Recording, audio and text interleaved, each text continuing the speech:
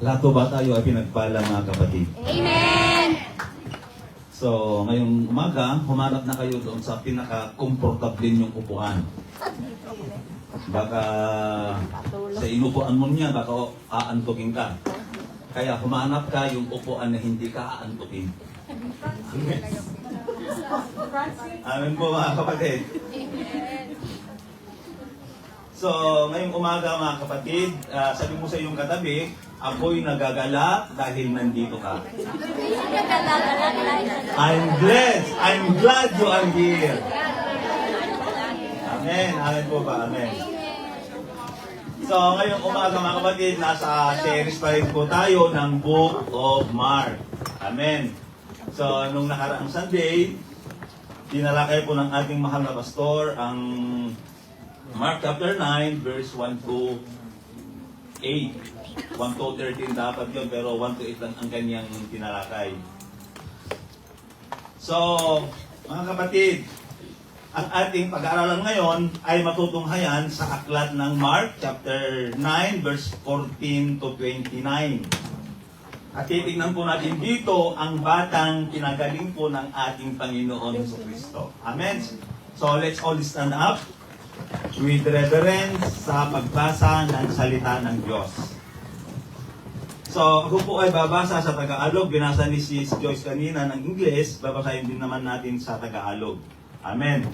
So, sabi niya sa Mark chapter 9, verse 14 to 29. Sabi niya sa verse 14, nang nagbalik sila, naratnan nila ang ibang mga alagad na napapaligiran ng napakaraming tao. Gayon din ng mga tagapagturo ng kautusan na nagipagtalo sa kanila. Nang makita ni Jesus ng mga tao, nagulat sila at patakbo nilang sinalubong at binati siya. Tinanong ni Jesus ang kanyang mga alagad, ano ang inyong pinagtatalunan? Sumagot ang isa, mula sa karamihan, Guro, dinala ko po rito sa inyo ang aking anak na lalaki dahil siya ay sinasapian ng masamang espiritu at hindi makapagsalita. Tuwing siya ay sinasapian nito, siya ay binubuwal. Bumubula ang kanyang bibig. Nangagalit ang kanyang mga ngipin at siya ay naninigas. Hiling ko po sa inyong mga alagad na palayasin nila ang masamang espiritu, ngunit hindi nila ito napalayas. Verse 19, sinabi ni Jesus sa kanila, lahing walang pananampalataya, hanggang pa ba ako mananatiling kasama ninyo? Hanggang kailan ko kayo pagtitiisan? Dalhin niyo rito ang bata. Verse 20, dinalangan nila ang bata sa kanya nang si Jesus ay makita ng espiritu, biglang pinagmisay nito ang bata. Ang batay natumba sa lupa at gumulong-gulong na bumubula ang bibig. Verse 21, kailan pa siya nagkaganyan? Tanong ni Jesus. Tanong ni Jesus sa Ama. Simula pa po noong maliit siya, tugon niya. Gusto po siyang patayin ng masamang espiritu, madalas inahagis po siya sa apoy at itinatapon siya sa tubig. Subalit, kung may magagawa kayo, kami po ay kaawaan at tulungan ninyo. Kung may magagawa ako, tanong ni Jesus, mangyayari ang lahat ng sinumang may pananampalataya. Agad namang sumagot ang ama ng bata na iniwala po ako. Tulungan po ninyo akong madagdagan pa ang aking pananampalataya. Nang makita ni Jesus na dumadami ang mga tao, sinabi niya sa masamang espiritu, inuutosan kita, espiritu ng pagkapipi at pagkabingi. Lumabas ka sa bata at huwag ka nang babalik sa kanya. Nagsisigaw ang masamang espiritu, pinagnisay ang bata at saka lumabas. Nagmistulang bangkay ang bata, kaya't sinabi ng marami, patay na siya. Ngunit ang bata ay hinawakan ni Jesus sa kamay, ibinangon at ito'y tumayo. Nang pumasok si Jesus sa bahay, palihim siyang tinanong ng kanyang mga alagad, bakit po hindi namin napalayas ang masamang espiritu? Espiritu ngayon. Verse 29, sumagot si Jesus, mapapalayas lamang ang ganitong uri ng espiritu sa pamamagitan ng panalangin. Tayo po ay manalangin, mga kapatid. Hallelujah, Lord. Ama naming Diyos, banal at makapangyarihan sa lahat, niayag na, Panginoon, ang iyong salita na aming pagbulay-bulayan ngayong umaga. Panginoon, dumudulog po kami sa inyo ngayon upang hingiin ang inyong paggabay, ang inyong pangunguna sa gawain po namin ito. At hinihiling po namin, Panginoon, ang pagkilos ng iyong banal na Santong Espiritu sa pangangaral at pagtuturo ng inyong banal na salita. Maging pagpapala po ang mensaheng ito sa lahat na nanonood sa streaming. Maging sa mga anak mong nakikinig ngayon at sumasabaybay sa iyong gawain, Panginoon. Panginoon, i-bless mo, Panginoon. Lord, ang iyong salita, maging ang iyong lingkod, Lord God. Ibaba mo ako, Panginoon, sa pinakamababang mababa upang ikaw ang maitaas sa aming kalagitnaan. Pagpalain mo, Panginoon, ang kongregasyon nito. Higit sa lahat, Panginoon, ang iyong mga anak na makikinig sa inyong salita. Ito po ang aming dalangin sa pangalan ni Jesus. Amen and amen. Tayo bimakaw po, mga kapatid. So, meron po tayong 4 na aaralin dito sa ating teksto, sa ating passage, mga kapatid. 4 na D. Amen. Una natin makikita dito, mga kapatid, disputing scribe. Pangalawa, defeated followers of Christ or defeated disciple of Christ. And pangatlo, distracted father. And pang-apat, mga kapatid, demon-possessed boy. Ito po ang makikita po natin dito sa ating binasa, sa ating passage. Amen po, mga kapatid. So, ang gagawin po natin ngayon ay expository. Amen. Talata, paliwanag, talata, paliwanag. So, magandang umaga muli, mga kapatid. Amen? Huwag na akong tulugan. So, titingnan po natin yung 4 na uri ng tao dito sa passage na ito. Makikita po natin, mga kapatid, kung maalala nyo yung ating pinag-aralan ng nakaraang Sunday, sa verse 1, ito po yung tinatawag nating transfiguration. Amen? Maalala nyo yung tinuro ni Pastor Jim? Tinalakay natin ito nung nakaraang Sunday. At makikita natin dito kung saan isinama ng Panginoon Jesucristo sina James, John at Peter. I-review lang po natin yung ating na pag-aralan. Kasi para makuha natin yung kadugtong noon. Kasi bago tayo pumasok doon, alam natin kung saan pinagmulan tong ating aralin. Amen. So, at nakita yung 3, nasaksihan nila yung tinatawag natin na transfiguration. Kung saan si Jesus Christ ay nag-iba siya ng anyo at nakita yung 3 disipulong ito na ang Panginoon Jesucristo ay nagipag-usap kanino? Elijah at Moses. Kay Moses at kay Elijah. Amen. So makikita natin dito, mga kapatid, na kung titingnan po natin sa verse 14, sabi niya dito, nang pabalik sila, naratnan nila ang ibang mga alagad na napapaligiran ng napakaraming tao, gayon din ng mga tagapagturo ng kautusan na nakipagtalo sa kanila. So nakita natin, mga kapatid, na bumalik si na Jesus at ang kanyang mga alagad mula sa bundok. Amen. Mula sila sa bundok na kung saan nagbagong anyo ang ating Panginoon. So dito nalalantad ang kanyang kaluwalhatian sa harap ng kanyang mga disipulo, sina Pedro, Santiago at James. Amen. So kung saan siya nagliwanag, nagbagong anyo at nakasama sina Moises at Elijah. So i-review lang po natin, mga kapatid. So nung tinalakay natin ito noong Sunday, ang daming mga tanong na sumagi sa ating isipan. Bakit kaya si Moises? Bakit kaya si Elias ang nakasama nila? Pwede naman sina Abraham. Pwede naman sina Isaac. Pwede naman sina David, sina Daniel. Bakit si Moises? Yan ang sumasagi sa isipan po natin. Alam nyo mga kapatid kung bakit si Moises ang napili dito. Kasi si Moises po siya ang nagre-represent ng law. Yung Pentecost o yung Pentateuch o kaya yung Tura na tinatawag natin sa Biblia. Kaya siya po ang napili. Kasi siya ang representasyon ng law. Bakit si Elijah naman?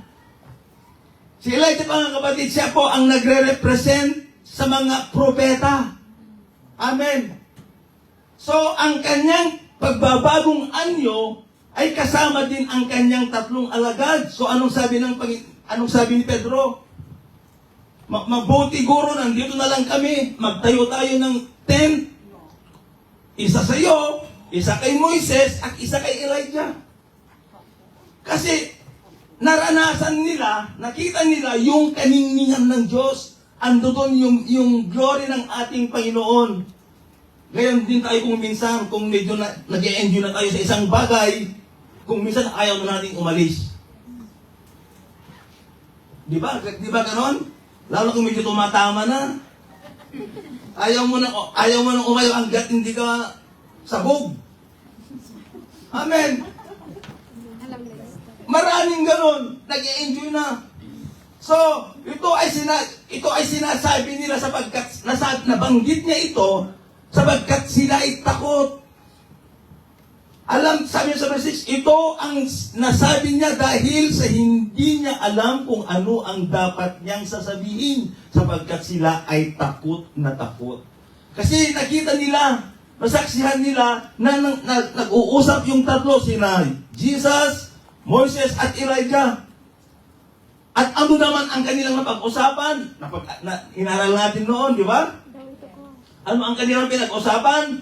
Tungkol, sabi niya sa John, dito sa Luke, chapter 9, verse 31, biglang lumitaw ang dalawang lalaki, sina Moses at Elias, at nakipag-usap sa kanya, o kay Jesus. Nakakasilaw din ang kanilang anyo at ang pinag-uusapan nila ni Jesus ay ang tungkol sa kanyang kamatayan na malapit nang maganap sa Jerusalem. Yun po ang kanilang pinag-uusapan doon sa bundok. Amen. Kasi malapit na siyang mamatay that time. Kaya inireveal niya sa kanyang mga alagad na ang lagi nilang kasakasama ay Diyos. Amen. Kasi ang pagkaalam lang ng mga alagad, tao siya. Tao lang siya. Kaya nung sinabi ni Jesus na ang anak ng tao ay malalagay doon sa kamay ng mga makasalanan at siya'y mamatay at pagkatapos ng 3 araw ay siyang muling bubuhayin. Pero ang alam ng mga disipulo, tao siya na itong tao nito na kanilang sinusundan ay pupunta doon sa palasyo. Hindi nila alam na pupunta doon sa krus. Yun ang pagkaalam nila, mga kapatid. Kaya sabi ni Jesus na ang anak ng tao ay pupunta na sa kamay ng mga makasalanan at siya'y papatayin. Anong sabi ni Pedro? Anong tugon ni Pedro sa kanya? Kasi nung una, sabi ni Jesus, sa tingin mo, ano ba? Sabi niya, ano sa tingin ng mga tao kung sino ako? Di ba yan ang unang tanong niya? Sabi nila, ikaw si Jeremiah, ikaw si Elias, ikaw si Jeremiah. Kung anong kanila sinasabi. Amen. So, pero, kayo, sino ako sa inyo? Yun ang tanong ng ating Panginoon Kristo. Anong sagot?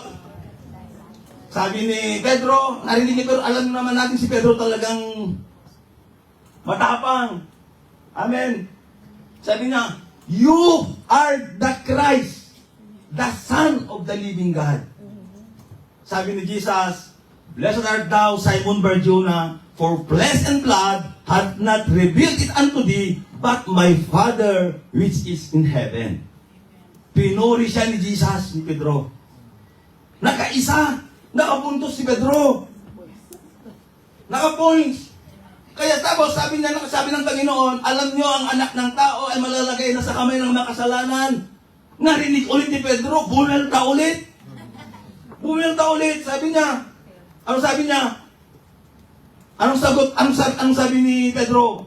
Agad niyang sinabi, huwag po sanang ipahintulot ng Diyos ito. Hindi dapat itong mangyari sa inyo. Anong sagot ng ating Panginoon? Pinuri siya ulit? Hindi. Hindi! Lumayas ka sa Get behind me, Satan! Yun ang sagot niya. Tingnan niyo mga kapatid. Pinuri ka ni Jesus. Ilang minuto pa lang ang nakakalipas, naging Satan na siya. Kasi, ang pagkaalam nila, yung Jesus na kanilang sinusundan ay hindi Diyos. Tao lang siya ang pagkaalam nila. Kaya maalala nyo yung tinuro ni Pastor Lloyd, na si Jesus 100% na nagkatawang tao at 100% siya na Diyos. Amen. Si Jesus po ay hindi tao, nagkatawang tao. Kapag sinabing nagkatawang tao, hindi siya tao. Kasi siya ay espiritu. Yung espiritu nagkatawang tao. Para makuha po natin. John 1:14. Mga kapatid, kaya yun ang sagot ni Jesus. Get thee behind me, Satan. Sino ba naman ang matutuwa doon kung tawagin kang Satanas? Meron bang matutuwa dyan sa inyo pag tawagin kang Satanas? So, kaya sabi niya dito sa verse 9, kadugtong yung tema ni Pastor Jim. Nang pababa na sila sa bundok, pinagbilinan sila ni Jesus. Huwag ninyong sasabihin kahit kanino ang nakita ninyo hanggat ako na anak ng tao ay hindi pa muling mabubuhay. Amen. Sabi na sa verse 10, kaya't hindi nila sinabi kahit kanino ang pangyayaring iyon. Pero pinag-uusapan nila kung ano ang ibig niyang sabihin sa muling pagkabuhay. Kasi itong mga kapatid, si Jesus kasi hindi pa namamatay that time. Kaya, hindi pa kasi namamatay that time mga kapatid ang ating Panginoon Kristo. Ito po ay isang preparasyon sa mga alagad. Kaya nagtanong sila kay Jesus sa verse 11, doon sa Mark chapter 9 verse 11. Bakit sinasabi po ng mga tagapagturo ng kautusan na kailangan daw munang dumating si Elias bago dumating ang Kristo? Sumagot si Jesus, tunay na darating muna si Elias at kanyang pananauliin ang lahat ng mga bagay. Bakit? Isinulat ang patungkol sa anak ng tao na siya ay magdurusa ng maraming mga bagay at siya ang hahamakin. Sabi niya sa verse 13, subalit, sinasabi ko sa inyo, si Elias ay dumating na. Ginawa sa kanya ang anumang iniibig nila ayon sa nasusulat patungkol sa kanya. Kasi po mga kapatid, bago darating ang ating Panginoon, bago darating ang Mesaya, kailangan maihanda ang lahat. Amen. Lahat ng mga propesya dapat mapangyari bago dumating ang ating Panginoon. Kasi darating ang ating Panginoon hindi para magligtas, kundi darating siya, darating ang ating Panginoon, kundi as judge. Amen. Kaya dapat may ihanda muna bago siya. Kaya binauni na si Elias, mga kapatid, para may ihanda, magampanan, magawa lahat ng mga propesya. Mga kapatid, kasi darating ang ating Panginoon bilang hukom. Hindi na darating para ikaw ay iligtas. Amen. So mga kapatid, intro pa lang natin yon. So mga kapatid, ngayong umaga nais ko pong ituon natin ang ating atensyon sa 4 na uri ng tao na babanggitin po natin ngayon din na nagmumula po dito sa ating binasa. So unang-una natin makikita dito ay yung tinatawag nating mga disputing scribe. Sabi sa verse 14, outline number 1 na po tayo mga kapatid. sa verse 14, nang magbalik sila, naratnan nila ang ibang mga tao, ibang mga alagad na napapaligiran ng napakaraming tao, gayon din ng mga tagapagturo ng utusan na nagipagtalo sa kanila. Verse 15. Nang makita ni Jesus ng mga tao, nagulat sila at patakbo nilang sinalubong at binati siya. Tinanong ni Jesus ang kanyang malagad, ano ang inyong pinagtatalunan? Ano ang inyong pinagtatalunan? So, what does disputing means, mga kapatid? So ano ba ang ibig sabihin yung disputing? These are the ones who argue, debate, or fight. Disputing ito yung mga nakikipagtalo, nakikipagdebate, nakikipag-away. So itong mga eskriba, mga kapatid, sila po ay hawak nila yung tinatawag na Torah at scripture. Ngunit, itong mga taong ito, hindi nila pinaniniwalaan ito. Hindi nila pinaniniwalaan. Amen. Nung dumating ang ating Panginoon Jesucristo, isa sila sa mga religious sect o grupo ng mga tao na nais ipapatay o siluin ang ating Panginoon Jesucristo. At dahil dito, mga kapatid, kahit yung mga alagad ng ating Panginoon Jesucristo talaga po ay tinutugis ng mga eskriba. Nakikipagtalo sila sa mga alagad ng ang ating Panginoon Jesucristo. Makikita natin dito, mga kapatid, ang Panginoon Jesucristo ay mula noon nagsimula ng kanyang pagmiministeryo hanggang siya'y naipapatay ng mga taong ito, ay wala na silang ibang ginawa kundi magipagdiskusyon, magipagtalo sa mga alagad. Yan ang trabaho, yan ang ginagawa, laging ginagawa ng mga eskriba na yan. Wala silang ibang ginawa kundi magipag-away, magipagdebate. So laging nais magipagtalo, disputing scribe. So sa gawain ito, mga kapatid, ng mga eskriba o itong mga taong nakikipagtalo sa mga tao, mga kapatid. Yes, brothers and sisters, sa mga tao na very evident, napakalinaw, may bagay tulad ng isang banal na nilikha. Hindi nila naiunawaan. May mga bagay tulad ng isang banal na nilalang, na isang banal na lumikha, ang tagapaglikha ng lahat ng bagay, hindi nila naunawaan. Halimbawa, mga kapatid, ano ang pinakamadaling paniwalaan sa isang magician? Yung isang magician, kinuha niya yung sombrero niya, ikiniyaya ang ganon, biglang may lumabas na rabbit. Di ba? Ano ang mas mabilis paniwalaan? Yung rabbit na may pinanggalingan o yung rabbit na walang pinanggalingan? Ano ba ang mas madaling unawain doon? Hindi ba unawa? Mas madaling unawain yung may pinanggalingan. Amen. Amen. Amen.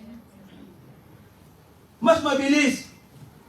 Di ba mas madaling maniwalaan yung rabbit na may pinanggalingan kaysa yung walang pinanggalingan? So, we have a lot of argument, mga kapatid. Argumento na nagpapatunay na mayroong Diyos. At ang Biblia po ay nagpapatunay na si Jesucristo ang anak ng Diyos, na nagligtas sa atin lahat sa pamamagitan ng kanyang banal na dugo at ang kanyang kamatayan sa krus ng Kalbaryo. Amen. Amen. Ngunit marami pa rin mga tao mula noon hanggang ngayon na hindi naniniwala sa ating Panginoon Jesucristo. Marami pa rin. Kaya binanggit sa Romans chapter 1. Sabi na dito sa Romans chapter 1, na hinayaan ng Panginoon yung kabalbalan, yung mga taong ito, yung hindi paniniwala. That's the means of God's judgment to continue of what they're doing. sa mga ginagawa nila, sa mga kasakiman nila, sa mga karimarimarim na kasamaan na nila. Instead, they don't know, believe in Jesus Christ. At mga kapatid, maraming taong still they mock the Lord Jesus Christ. Hindi sila naniniwala sa Panginoon at ganun din sa atin. Amen. Hindi nila paniniwalaan yung testimonyo mo na kung paano ka binago ng Panginoon. Hindi sila maniniwala. I-share mo yung gospel sa kanila, ngingisian ka lang, tatawanan ka lang, o kaya iiwanan ka na lang. Pero ano bang ginagawa po natin pag nag-evangelize po tayo? Nagpapatuloy pa rin po tayo. Hindi tayo na-open. Talagang ano man yung pinapakita, yung mga sinishare po natin, andun pa rin yung pagpupursige po natin na ihayag ang kabutihan ng Diyos. Hindi po tayo nadi-discourage. Amen? Pero tingnan po natin kung paano tinugunan ng ating Panginoon ang mga tinatawag nating mga eskriba. So, ang ikalawang uri ng tao na makikita natin dito ay yung tinatawag nating mga, number 2, defeated follower of Christ. Amen. O kaya defeated disciples of Christ. Ano yun? Yung una, disputing scribe. Pangalawa, defeated followers of Christ or defeated disciples of Christ. Bakit? Mga kapatid, darako tayo dito sa pangalawang punto. Defeated followers of Christ. Sabi niya sa verse 16, tinanong ni Jesus ang kanyang mga alagad, ano ang inyong pinagtatalunan? So nung tinanong ng ating Panginoon Kristo, ano ang pinagtatalunan ng mga eskriba at ng mga alagad, sinabi ng lalaking mayroong anak na sinasapian ng demonyo. Anong sabi ng tatay? Hindi mapalayas ang mga disipulo mo ang demonyo sa batang ito. Pero kung titingnan po natin mga kapatid, sa Mark chapter 6 verse 13, sabi ng Biblia, pinalayas nila ang mga demonyo mula sa mga sinasapian ng mga ito. Pinahiran nila ng langis ang maraming may sakit at pinagaling ang mga ito. So, pinalayas nila ang mga maraming masamang espiritu at maraming may sakit, ang pinahiran ng langis at sila gumaling. So, yung mga disipulo mga kapatid, ay binigyan sila ng Panginoon ng kapangyarihan magpalayas ng demonyo. Sabi sa verse 18, the Bible says, and they cast out demons, many demons, and anointed with oil many who were sick, and healed them. So nagpapalayas sila ng maraming diablo, maraming espiritu. But in this very moment, mga kapatid, they were defeated. Talo sila doon. Talo sila, mga kapatid. Hindi nila napalayas ang mga demonyo o ang masamang espiritu doon sa bata. So, and sometimes, tayong mga tagasunod ng ating Panginoon Jesucristo, pwede tayong magpalayas ng masamang espiritu. Amen. Pwede. Sa pangalan ng ating Panginoon. Kasi maraming nagpapalayas, nagkakasaad ng demonyo. Sasabihin niya, ang galing ko, napalayas ko yung demonyo. Sumasabi doon sa tao to. Instrumento lang po tayo mga kapatid. Ang Diyos pa rin ang nagpalayas doon. Amen. Amen? Amen. Kasi akala niya siya ang nagpalayas ng masamang espiritu. Tanging ang Panginoon lamang ang makakagawa noon. At tanging ang mga alagad, mga kapatid, ay binigyan ng Panginoon ng kapangyarihan. But sometimes, kung bakit wala tayong kapangyarihan, kung bakit hindi natin ginagawa yung mga dapat na ipinapagawa ng Panginoon, yung kalooban niya, what is the problem, mga kapatid? Sabi niya sa verse 29, sumagot si Jesus, mapalayas lamang ang ganitong uri ng espiritu sa pamamagitan ng panalangin. Sa mga ibang version, panalangin na may pananampalataya. Panalangin na may pag-aayuno. Kaya sabi sa verse 28, nung pumasok si Jesus sa bahay, palihim siyang tinanong ng kanyang mga alagad, bakit po hindi namin napalayas ang masamang espiritong iyon? So, nung pumasok na si Jesus sa bahay na tinutuluyan nila, tinanong siya ng mga alagad o yung mga tagasunod niya na sila-sila lang. Bakit hindi po namin napalayas ang masamang espiritu? Sabi niya dito sa verse 28, after Jesus had gone indoor, his disciple asked him privately, why couldn't we drive it out? Bakit hindi po namin mapalayas? Nung nawala na sila doon sa senaryo, itong mga disipulo, tinanong ang ating Panginoon sa Kristo, privately, bakit hindi namin mapalayas ang demonyong ito? Alam niyo po mga kapatid, ang demonyong ito, hindi lang siya basta demonyo. Huwag mong tignan yung katabi mo. Ang demonyo ito ay hindi lang basta demonyo. Ang nakalagay po dito sa ibang translation, mute spirit or evil spirit. Makikita po natin doon sa verse 17. Then one of the crowd answered and said, Teacher, I brought you my son. Sabi nito, who was a mute spirit. Sa American Standard Version, dumb spirit. Espiritu na hindi makapagsasalita. So, mga kapatid, noong panahon nila, yung mga Hudyo at yung mga religious elect, naniniwala sila na ang pinakamalakas na espiritu ng demonyo ay yung pipi. Yun ang paniniwala nila.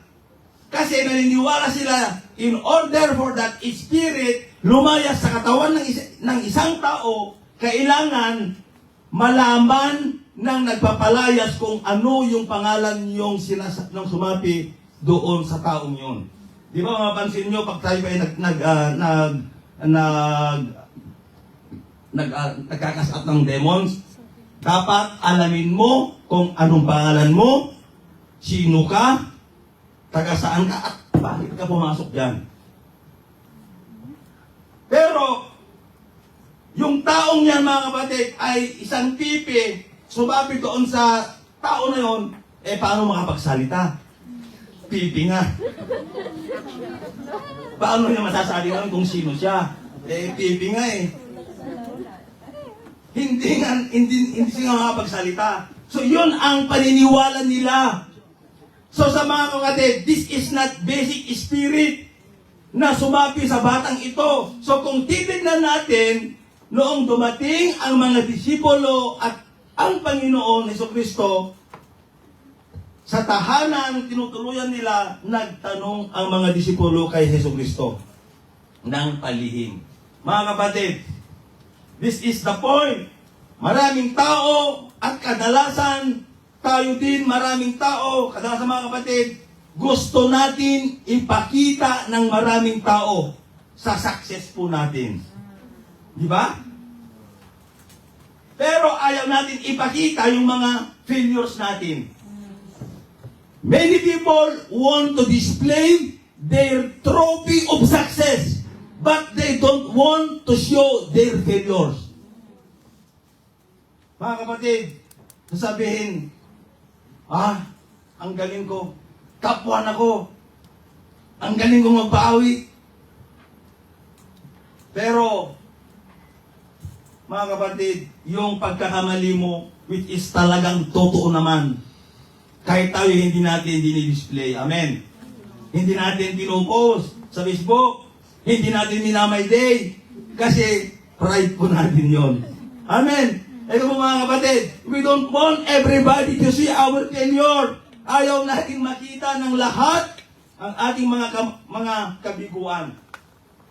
And we are followers of Christ. Lagi tayong nagkakamali mga kapatid. Lagi tayong may failures. So in verse 29 sabi ng Biblia, and he said unto them, this kind can come forth by nothing but by prayer and fasting. atin pong mga anak ng Diyos, mga kapatid, mula noon hanggang ngayon, may mga failures pa rin tayo. Sino ba ang hindi nagkakamali dito? At siya'y aming luluhuran at sasambahin. Lahat po tayo nagkakamali. Amen. Sometimes we are defeated. Hindi ka laging victorious sa buhay Kristiyano mo. Amen. Lahat po tayo, mayroon tayong failures. Ako, ang dami kong bagsak, ang dami kong failures, mga kapatid. Pero hindi yon ang dahilan na hindi ako magpapatuloy sa Panginoon. Yon ang ginagawa kong pataba, mga kapatid, para lalo akong yayabong, titibay sa pagsunod ko sa Kanya, sa Diyos. Yung mga pagsubok na yan, tinatawanan ko na lang yan. Amen. So, sa pangatlong ori ng po ng tao na makikita natin dito, mga kapatid, the reason why I share this passage because of this person in verse 21 to 22. Jesus asked the boy, fathers, how long has been like this? From childhood, he answered. Verse 22, it has often threw him into fire or water to kill him. But if you can do anything, take pity on us and help us. So, Jesus asked the boy father. Jesus Christ asked the fathers of this demon-possessed boy. So, ang pangatlong persona o ori ng tao na makikita natin dito, mga kapatid, distracted father. Sino nga ba naman ang matutuwa kapag may pinagdadaanan ng inyong anak? Kung meron ng problema, nagkasakit, halos hindi ka makatulog sa pagkaisip kung paano mo solusyonan, kung paano mo gagawin. Distracted tong tatay na to. So, anong ibig sabihin yung word na distracted? Anong istorya dito sa verse 21? Anong sabi ng Panginoon? Jesus asked the boy father, how long has he been like this? From childhood, he answered. Sa Tagalog, kailan ba siya nagkaganyan? Sabi ng kanyang ama, mula pa po pagkabata. Gusto po ng masamang espiritu itong batang ito ay mamatay siya.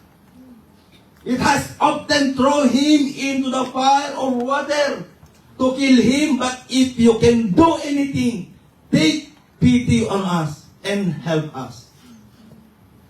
Sabi niya, minsan itinatapon siya sa apoy, minsan itinatapon sa tubig, so gusto siyang patayin. Pero dahil meron po siyang tatay, meron po siyang mga kamag-anak, hindi niya mapatay-patay itong batang ito. Demon-possessed Israel, mga kapatid. Demon-possessed Israel in the times of Jesus Christ and in the time of the apostle, even until now. Amen. Sabi sa version dito, subalit kung may magagawa kayo, kami po ay kaawaan at tulungan po ninyo. But if you can do anything, take pity on us and help us. Amen. So notice this mga kapatid. Notice that the word, sabi na dito, I want you to notice, mga kapatid, you have your pen, underline this word, 2 letters. If, 2 letra. But if, sa Tagalog, kung, 4 na letra. But if you can do anything, take pity on us and help us. Kung may magagawa kayo, have compassion on us, have pity on us, and help us. Lord, maawa ka sa amin, tulungan mo kami. And Jesus said unto him, sa verse 23, if thou canst believe, all things are possible to him that believe. Amen. Walang imposible sa Panginoon. Anuman ang iyong pinagdadaanan ngayon, anuman sakit na ipinunlan ng kaaway sa iyo, kayang-kaya pagalingin ng ating Panginoon. Amen. Sabi na, and Jesus said unto him sa verse 23, if thou canst believe, all things are possible to him that believe. And verse 24, and straightway the fathers of the child cried out and said with tears. Meron pong sincerity yung response niya. Amen. Sa Panginoon. Nung sinabi ng Panginoon na sa mga naniniwala ay walang imposible. Sabi nga nila, ang lalaki daw ay mahirap daw umiyak.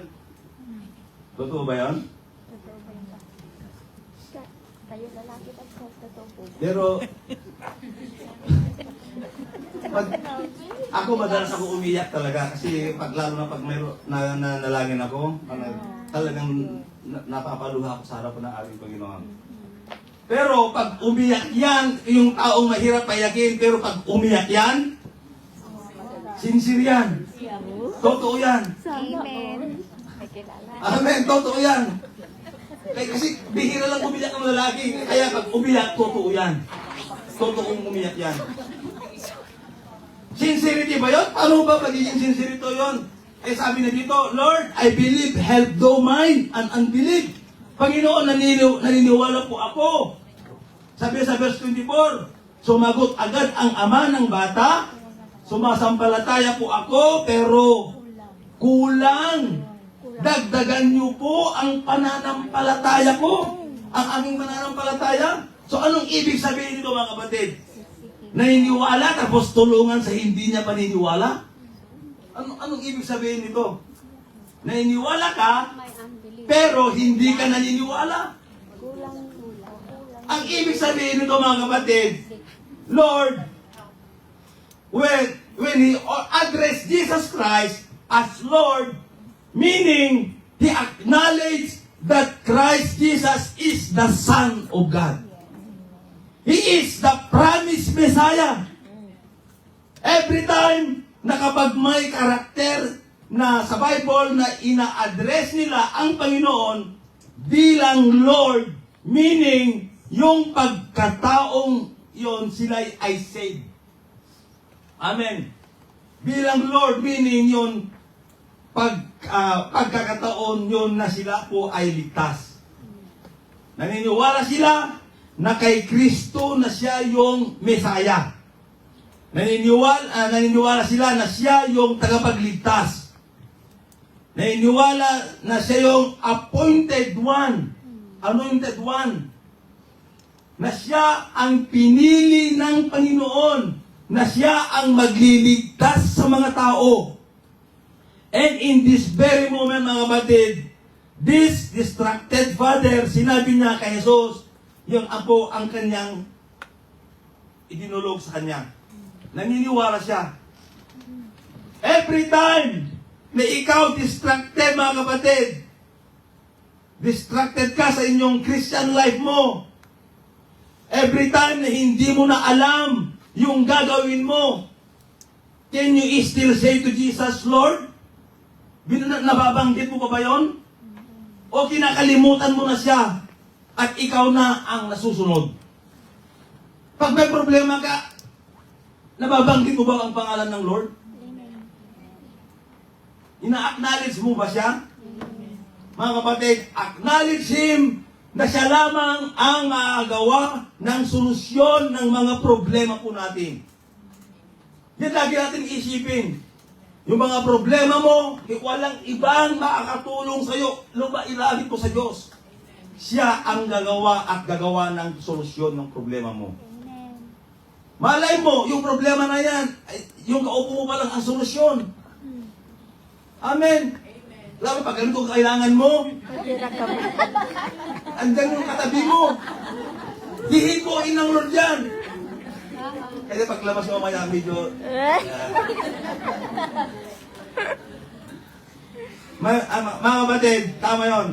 You don't just acknowledge Jesus in your salvation, in your point of your salvation. Hindi mo lang siya kinikilala si Jesus sa inyong kaligtasan, sa inyong punto ng inyong kaligtasan.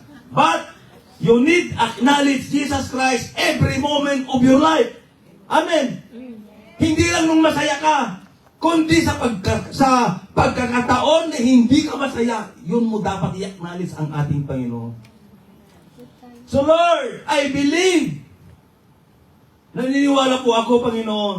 When we say help, though mine unbelief, kanina mga kapatid, pinaguhitan ko sa inyo yung word na if. But, if can do anything. Kaya sabi ni Lord, tulungan mo yung hindi ko paniniwala. Meron somewhere, somehow, may mga doubt sa buhay niya. May mga doubt pa rin kung kaya pa talaga na gawin ng Panginoon to. Mga kapatid, huwag po tayong maging plastic. Naniniwala tayo kay Jesus Christ. Amen. Naniniwala tayo sa Panginoon. Naniniwala tayo sa Kanya na magiging maganda ang buhay natin. Yan ang paniniwala po natin. Na proprotektahan niya tayo. Pero may pagkakataon, Pastor, Brad, Sis, sa buhay mo na, gagamitin ba talaga ako ng Panginoon? Yun ang mga sinisiksik ng kaaway. Gagamitin ba talaga ako ng Panginoon? May magagawa ba talaga ang Panginoon sa buhay ko? Kaya ba talaga niya akong pagalingin? Kanya bang gawin ito? Pero sa mga pangyayari sa buhay ko, parang wala lang. Like this father, mga kapatid, na distracted. Ganon din tayo minsan. We are not disputing Christ, and sometimes we are defeated followers of Christ and distracted father of a demon-possessed boy. Mga kapatid, sabi na dito, sa pang-apat na uri ng tao, sabi niya, and last people that we can see here, last person, the demon-possessed boy. Mga kapatid. Sabi niya sa verse 25, nang makita ni Jesus na dumadami ang tao, sinabi niya sa masamang espiritu, inuutosan kita, espiritu ng pagkapipi at pagkabingi. Lumabas ka sa bata at huwag ka nang bumalik sa kanya. Nagsisigaw ang masamang espiritu, pinagnisay ang bata at saka lumabas. Nagmistulang bangkay ang bata, kaya't sinabi ng marami, patay na siya. Patay na yung demon. So, itong batang ito, mga kapatid, kung titignan natin, gusto talaga siyang patayin ng masamang espiritu. Bakit? Kasi sabi nito, kasi minsan sa apoy, minsan sa tubig. Pero if you asking, bakit mula pagkabata? You don't know. Maybe this is, mga 8 years old to. Kasi, or 10 years old, or kaya 11 years old. Kasi, sa mga Hudyo, pag 12 years old na siya, adulthood na siya. Yun po, yun sa kanila, adulthood na yung 12 years old sa kanila. Mga kapatid. Kaya, so, maybe, 11 years old pababa itong batang ito. So, how many years? How many years? Mula pagkabata siya, sinapian na siya ng masamang espiritu. Pero, hindi pa rin siya namamatay. Naalala nyo dito sa John chapter 9, verse 1 to 3, kung nabasa nyo na, sabi na dito. Sa verse 1, John chapter 9, verse 1 to 3. Sa paglalakad ni Jesus, nakita niya ang isang lalaking bulag. Mula pa ng ipanganak, tinanong siya ng kanyang mga alagad, Rabbi o Rabbi, sino po ang nagkasala? At ipinanganak na bulag ang lalaking ito. Siya ba o ang kanyang mga magulang? Ang sagot, anong sagot ng ating Panginoon? Ipinanganak sa verse 3, ipinanganak siyang bulag, hindi dahil sa nagkasala siya o ang kanyang mga magulang, kundi upang mahayag ang kapangyarihan ng Diyos sa pamamagitan niya. Kaya kung minsan, isinisisi natin, ba't nagkaganyan ka? Ikaw kasi. Ikaw kasi, kung sino-sino ang sinisisi. Nangyari yon dahil kagustuhan ng Diyos para maihayag ang kanyang kapangyarihan. Amen. Kaya wag mong alisin natin yung style natin na palasisi. Kung sino-sino ang ating sinisisi. Mas worse pag sinisisi mo ang Diyos. Kasi yung ahas sumisiit. Amen po mga kapatid. So yung mga alagad, tinanong sila ni Jesus, sino ang may kasalanan? Sa bulag na ito, yung magulang o siya? Ang sabi ng Panginoon, mga kapatid, ipinahintulot to ng Panginoon upang mahayag ang kapangyarihan ng Diyos sa pamamagitan niya. Mga kapatid, in your weaknesses, God wants to show His power through you. Nais niyang ipakita sa iyo ang kanyang kapangyarihan. Gagamitin ng Diyos ang mga weaknesses mo para maipakita niya kung sino siya at kung ano ang kaya niyang gawin sa buhay mo. Si Job, kung maalala yung kanyang kwento, ipinahintulot ng Diyos na magdanas ng napakaraming pagsubok sa buhay. Pero si Job, mga kapatid, hindi niya tinignan yung mga sakit na dumapo sa kanya. Ang tinignan ng Job, yung tumingin sa itaas. Tinignan niya kung ano ang pwedeng gawin ng ating Panginoon Jesucristo sa kanya. Yun ang tinignan niya. Kaya ano man yung mga pinagdadaanan po natin, mga kapatid, tumingin tayo sa ating Panginoon Jesucristo. Sapagkat siya lang ang pwedeng gumawa ng solusyon ng iyong pinagdadaanan sa oras po ito. Kaya ng Panginoon, kaya ng Panginoon. God can. He will. Hindi lang niya basta kaya. Kaya niya.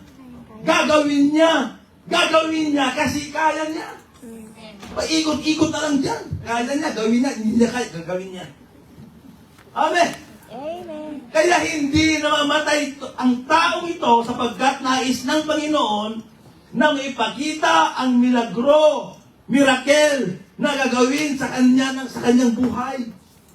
Amen. Kaya ngayon, mga kapatid, ano man yung pinagdadaanan mo, magtiwala ka sa Diyos at gagawin ng Diyos yung mga gusto mong mangyari sa buhay mo. Amen. Mga kapatid, kaya hindi namamatay itong batang ito para patunayan ng Diyos kung gaano sa makapangyarihan. May mga pagkakataon sa buhay mo na ang tagal mo nang tiniis. Amen. Itong asawang ito, batugan. Tamad. Wala siyang ibang ginawa, tinagtitiisan mo na lang. Pwedeng sakit, pwedeng emotional distress, or pwedeng emotional breakdown, depressed, pwedeng physical. Dito maraming financial. Ang tagal mong tiniis, and sometimes we are like this father. Sabi sa verse 25, nang makita ni Jesus na dumadami ang tao, sinabi niya sa masamang espiritu, inuutosan kita, espiritu ng pagkapipi at pagkabingi, lumabas ka sa bata at huwag ka nang bumalik sa kanya. Dalawang beses sinabi doon sa verse 17. Nagpabulan kaagad. Kung titingnan mo sa verse 18. Talagang alam na niya.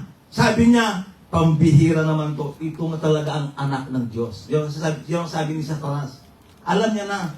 So, naniniwala ang masamang espiritu kay Jesus. Amen. Bago niya paalisin, gusto talaga niyang patayin, i-harm, nang malupit talaga ang batang ito.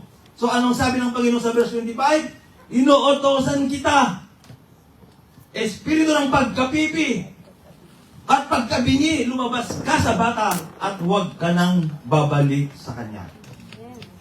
Nagsisigaw ang masamang espiritu, pinangisay ang bata at saka lumabas, nagmistulang bangkay ang bata, kaya't sinabi ng marami, patay na siya. Sa huling pagkakataon, itong masamang espiritu nais niyang magkaroon ng severe harm sa batang ito. yung espiritong pipi at bingi, mga kapatid. Pero, napalayas ng Panginoon. Walang mahirap na bagay para sa Diyos. Amen. Hindi nga nakapagsalita, pinalayas ng Panginoon.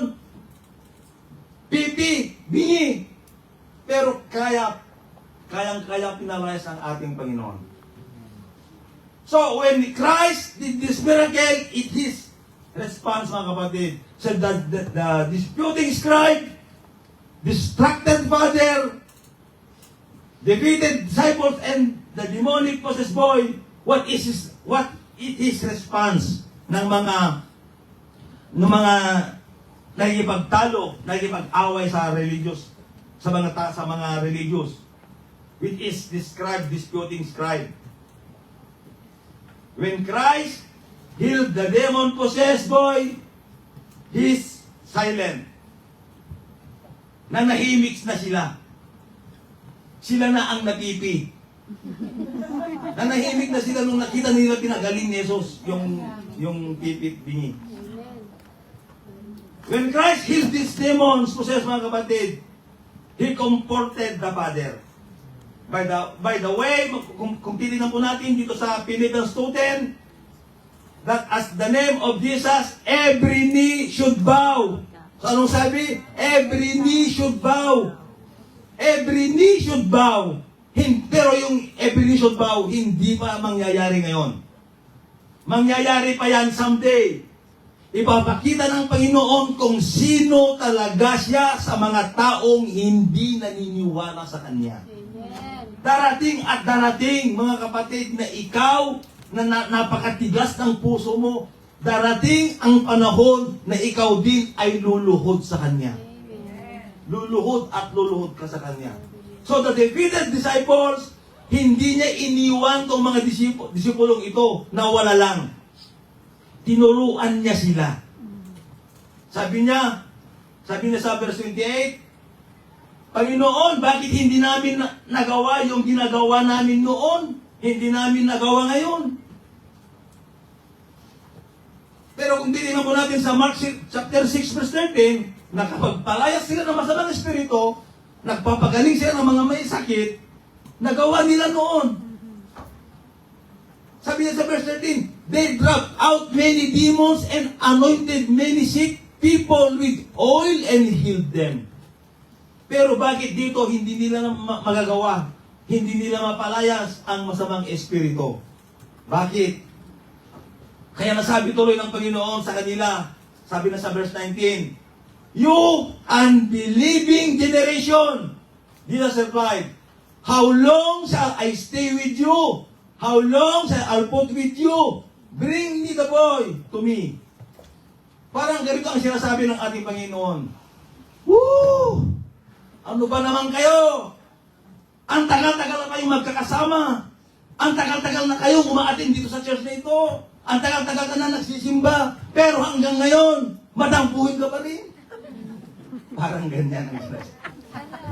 Parang kinontekstualize ko lang itong salda ng ating Panginoon. Pero parang gano'n ang tinutukoy niya. Ganun na nga. Woo! Ano ba naman kayo? Ang tagal-tagal din yung sumasamba.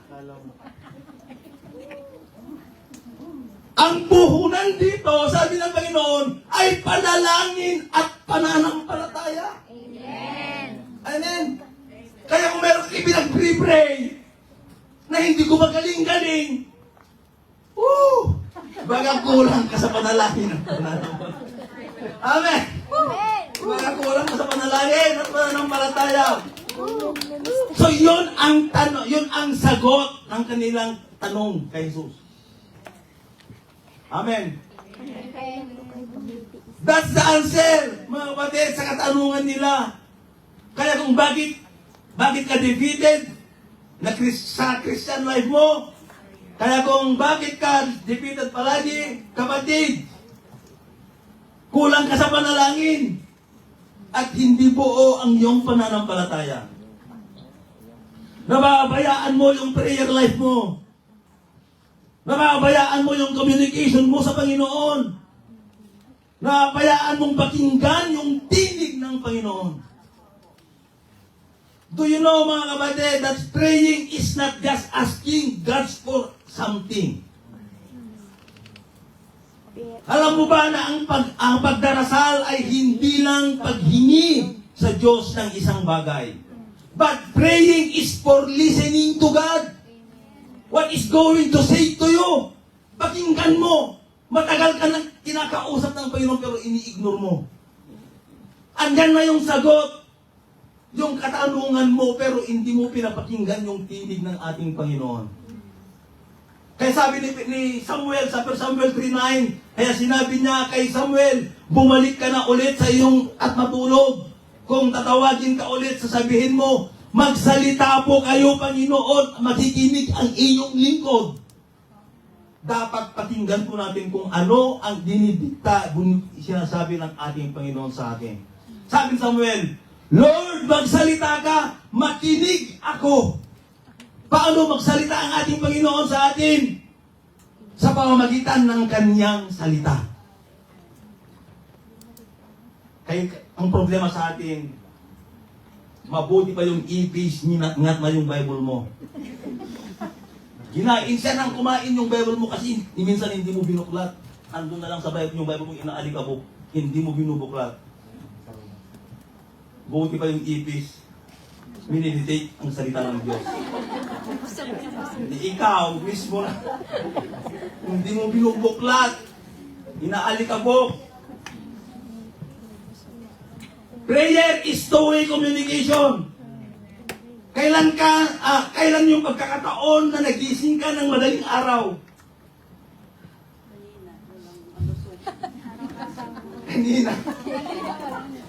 Kanina nag-log-in ako. Walang tao. Sabi ko, fourth Sunday pala ngayon. Kailan ka nagmuni-muni na nagising na maaga at umupo ka at sinasabi mo nag-iusap sa Panginoon, Lord, ano ba sa buhay ko? Wala na po akong ibang pagkatiwalaan kundi ikaw lang. Lord, ipinasakamay ko na sa inyo lahat ang aking problema. O lagi natin sinasabi, bahala na si Batman. Kaya sera-sera, whatever will be. Ganun na lang. Ganda ba? Bahala na si Batman. Kapatid, dapat magkaroon po tayo ng quiet time natin sa Panginoon. Amen. Sa madaling araw, napakagandang manalangin, walang quiet na quiet. Ang problema sa atin, quiet na quiet, wala na yung time.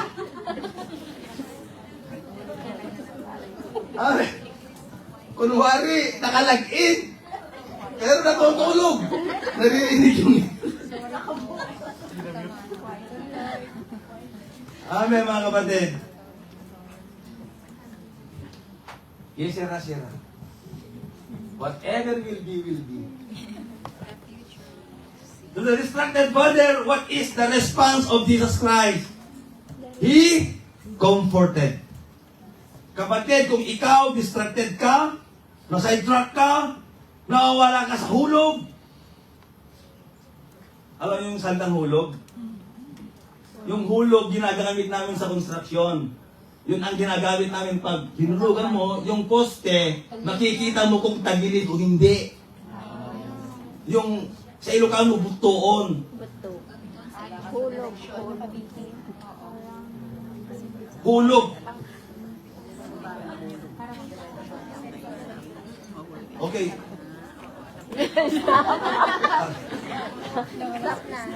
Nasa construction na.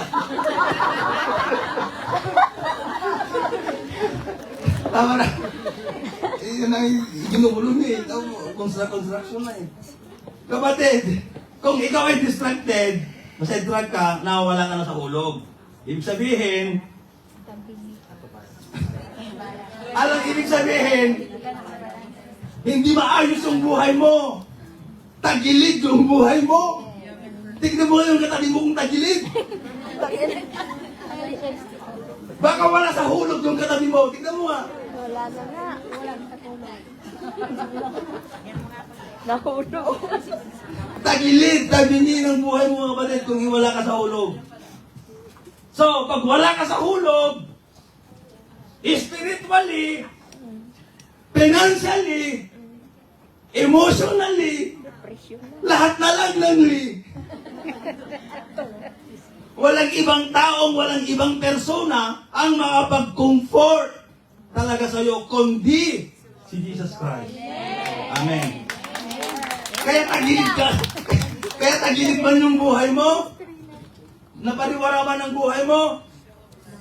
Dapat, mga kapatid, panghawakan natin ang salita ng Diyos. Magkakaroon yan ng, may aayos yan yung tagilid na buhay mo. Amen.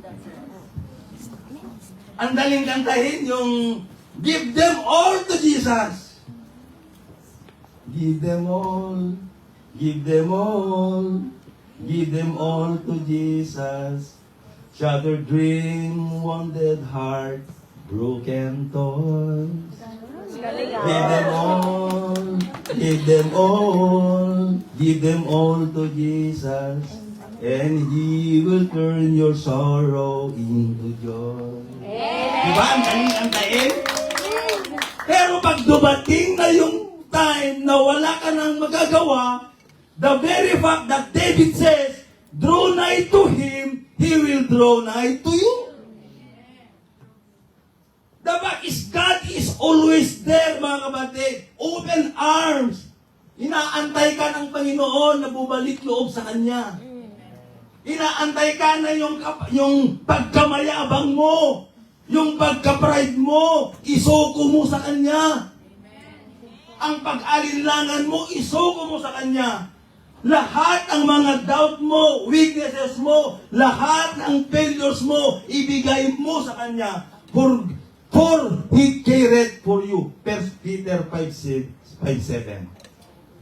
Cast your burden unto Jesus. He cares for you. Ano man yung mga pinagdadaanan mo, ano man mga kabigatan, mga kapatid. Come to me, all your weary and burden, and I will give you rest. Magsiparito sa akin kayong lahat na napapagal at nabibigatan ng lubha, at kayo'y aking pagpapahinangin. Amen. Mga kapatid, Amen. minsan ganun din ako, mga kapatid. Importante yung preaching, ng fellowship, ng pagbabasa ng Bible, yung mga bagay na spiritual. Jesus Christ, siya yung friend na naging iba sa mga naging kaibigan mo. Yan ang tandaan mo. Yung best friend mo yan, yung katabi mo yan, best friend, kahit sasabihin mo best friend mo yan, tawagan mo, subukan mo tawagan ng madaling araw mo, murahin ka niya. Hindi na. Subukan mong tawagan. Subukan mong tawagan. Hindi lang. Ang dami mong kaibigan sa Facebook. Di ba? Meron kang kaibigan, 10,000, 15,000, 20,000 na kaibigan. Pero pag nagkasakit ka, mga kapatid, na-confine ka, ni isa sa 20,000 na friend mo, walang dumalaw sa'yo. Wala di isang dumalaw. Meron isang dumalaw nga nagmamadali pa. May trabaho pa. Kapatid, Jesus Christ, siya yung friend na naging iba, na naging kakaiba, na naging kaibigan po natin. Yung katabi mo, sinabi ko sa iyo, kahit natawagan mo yan, babagsakan ka ng telepono. Yung i-message mo, isisin na lang, hindi na babasahin. Nagpak lang na nakita lang niya, wala na yan. Pero, mga kapatid, si Jesus Christ, anytime, anywhere, He is always there. Amen? Laging nandyan ang Panginoon. Amen. And what is the response of Jesus Christ in the demon-possessed boy? Christ healed this demon-possessed boy. Mga kapatid, we are not demon-possessed. But still, we have weaknesses sa buhay po natin. O baka na demon-possessed ka na. mga kapatid, hindi naman tayo na demon possessed, pero marami pa rin tayong kahinaan. Marami pa rin tayong failure sa buhay. Pero sabi dito, faith, prayer, and fasting working together can accomplish more is it be God's will. Ang pananampalataya, panalangin, pag-aayuno na nagtutulungan ay higit na makakamit kung ito ay kalooban ng Diyos. Amen. Kapag tayo po'y nananalangin mga kapatid, pag nagsama-sama yung tatlo na yan, may posibilidad na yung pagpapala ng Diyos, yung mga hinihiling mo ay mapangyari kung yan ay naaayon sa kalooban ng Diyos. Amen. Kahit iyak ka naman ng iyak kung hindi naman naaayon sa kalooban ng Diyos, never na matutugunan yung panalangin mo. Amen? Gusto mong manalangin, magkaroon ka ng kotse. Hindi ka naman Mahal ang gasolina ngayon. Kaya kung dapat alam mo yung responsibility mo kung ano bang hinihiling mo. Amen. Magkaroon ka ng sakyan, ang laki-laki ng maintenance yan. Nasabugan ka ng gulong, ang mahal ng gulong. Pero umiiyak ka kung hindi ibinigay ng Lord sa'yo yun. Pero dapat alam mo yung consequence yung hinihiling mo. Oo. Amen. Lalo na ngayon, Alam ka sa mahal ang gasolina. Amen? Gusto magkaroon ng sakyan para magyabang lang? Woo! King of the road! King of the road!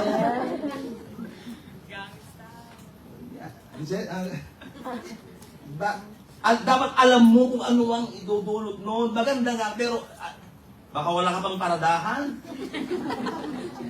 Tapos, may sasakyan ka nga, wala ka namang paradahan. Kaya dapat, bago mo hilingin, dapat isipin mo muna yun, mga kapatid. Kaya nga to. Amen? Naghiling lang ko. Kaya kung gusto mo, iniling mo magkaroon ng gwapo na forever, pag-pray mo. Kasi yung iba kasi, Lord, kung sino yung una kong makasalubong, siya na. Naku, ang tanda yung una niyang nakasalubong. Ang pangit. Siya na. Ay, hindi siya, Lord, hindi siya. Kaya, dapat kung manalangin ka, dapat ba kapatid? Dapat specific at dapat panghawakan mo na mayroon na dapat na yung pananampalataya mo ay paganahin mo. Amen? Hiling ka ng yung pananampalataya mo patay. Dapat magkakasama lahat yan, yung pananampalataya, panalangin, at lakipan mo ng pag-aayuno. Amen? Okay, conclusion na tayo. Hindi pa, mga kapatid. Kaya ang Panginoon mga kapatid, talaga napakabuti niya. Amen? Kaya kung ano man ang ating hilingin sa Panginoon, dapat po ay may kalakip na pananampalataya at pag-aayuno. So, darawan tayo sa conclusion. Sabi niya dito, many have misconstrued the words of Jesus. Marami ang nagkakamali sa pagkaunawa sa mga salita ng Diyos. Marami. If you believe, you will receive gospel of health and wealth. If you can conceive it, you can achieve it. Power of positive thinking. But they fail to take Jesus' word in the overall context of the Bible. Ngunit nabibigo silang kunin ang mga salita ng Diyos sa pangkalahatang konteksto ng Biblia. What we seek must be in keeping with the Lord's will. Amen. Kasi marami sa atin, naghahanap, pero labag sa kalooban ng Diyos. Dapat, kung ano yung ninanais ng puso po natin, dapat i-align po natin sa kalooban ng ating Panginoon. What we seek must not be for selfish purpose. Marami sa atin ang humihingi para lang sa sarili niyang kapakanan. Di bali nang marami ng masagasahan. Basta makuha lang niya yung kanyang mga inaasam. Marami sa atin yung ganun. Marami sa atin. Di bali na lang. Kisira-sira. Maapakan, kahit maapakan na yung tao, basta lang makamit niya yung kanyang inaasam sa buhay. Amen, mga kapatid. On the other hand, many do not fully appreciate the importance of faith in God. Marami sa atin, mga kapatid, na ang kanilang pananampalataya sa Panginoon ay namamatay-matay. Aandap-andap. Mahalaga po ang ating pananampalataya sa Diyos. The power of prayer to God. Nanalangin ba tayo, mga kapatid? The role of fasting in service to God. With the aid of the Word of God, we can better know what is in keeping with this will. Sa tulong ng salita ng Diyos, mas malalaman natin kung ano ang naaayon sa Kanyang kalooban. Then we can better make use of our faith, prayer, and fasting as we seek to do His will. Amen. Dapat, mga kapatid, yan lagi ang dapat natin panghawakan. Amen? Kung ano man yung ating mga inaasam, ninanais, minimithi sa buhay, dapat ang ating pananampalataya ay pahinugin natin sa panalangin kung ano man yung ating mga inaasam. Manalangin ka, malumuhod ka sa Panginoon. Anumang sakit na meron ka ngayon, anumang sakit, problema na inyong pinagdadaanan ngayon, bakit hindi mo kayang iluhod sa Diyos? Bakit hindi mo kayang manalangin sa Panginoon? Makiusap ka sa Panginoon. At pakinggan mo kung ano ang kanyang sinasabi at binubulong sa iyo. Mga kapatid, tayo po ay tumayong lahat.